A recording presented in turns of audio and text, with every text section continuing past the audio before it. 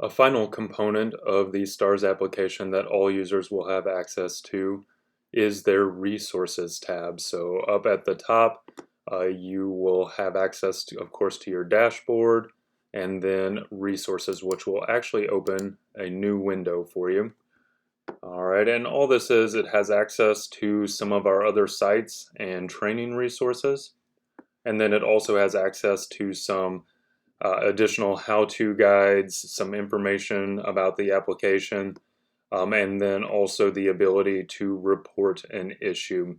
And so please use that if you'd like. You're also always free to email us, but please let us know if you encounter any problems within the application. It's come a long ways. We think it's a whole lot better than it used to be, but it is still a constantly evolving process as we work to improve it. So if you ever run into any failures with the STARS application, by all means, crucify me over morning coffee, but then somebody please pick up a phone or pull out a computer, call me, email me, and let us know what we can do to fix it and make it better.